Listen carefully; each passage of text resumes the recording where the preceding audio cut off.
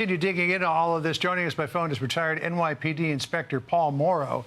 And Paul, we don't have any confirmation of it, and there's not even really anybody talking about it online, but we see three individuals in that first row of cars who are standing right beside the cars and have not moved for as long as we've been watching these pictures. We have seen in Germany and other places, people use industrial strength glue to glue their hands to the road. And I remember seeing a couple of female protesters who were in the hospital. They'd actually, emergency services had cut out the road around their hand, and they were standing there in the emergency room with big chunks of asphalt attached to them. And I'm wondering, and along with Bill, is that the situation here?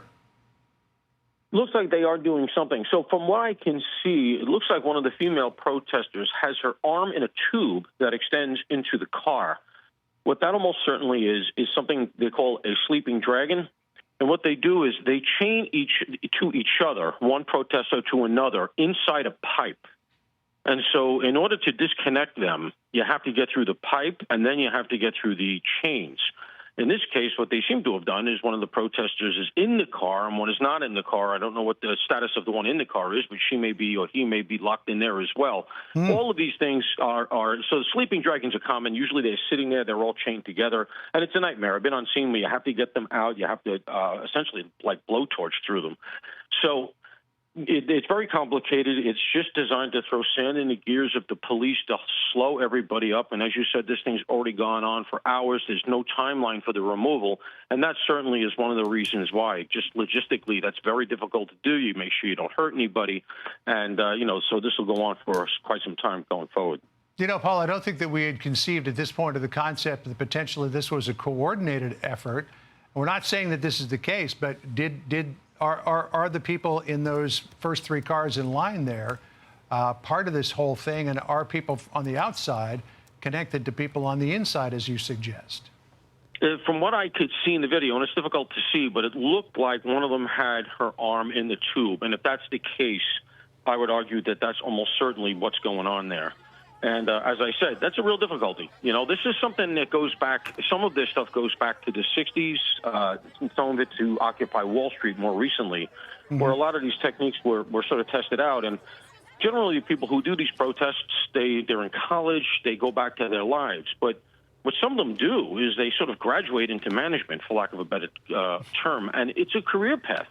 They become organizers. They're funded by nonprofits, George Soros foundations, and the like. And they get money to do this thing. That's their lives. And some of them actually make decent money. And so that's the institutional knowledge that they're able to access.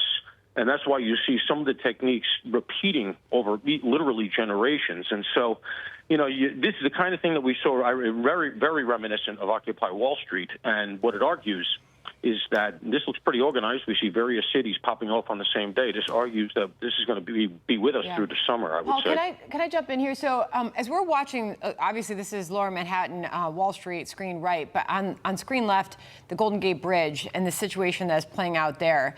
I mean, people have been watching this wondering, like, why wasn't there anything immediately they could do when the protesters were just simply standing there to remove them? And Paul, my question to you is, as we watch this happening more and more, popping up in cities all over this nation, these protests, and some of which, like case in point, the one on our screen, has incredible consequences.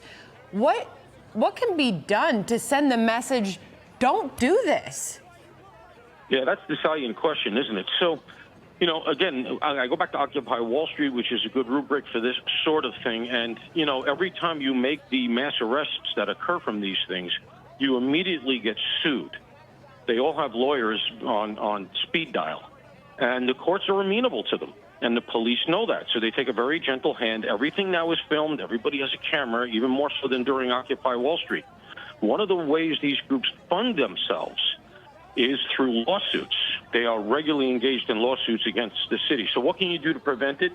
First of all, the earlier and faster you get in there, the better, Sandra. You're absolutely right. But what you need is intelligence. You have to know it's coming. This already looks like a pretty bad intelligence failure to me. Yeah. This is coordinated online, different cities. They should have known it was coming. Paul, there's a pretty clear shot there. We're getting a lot closer to that vehicle on the right, the black vehicle.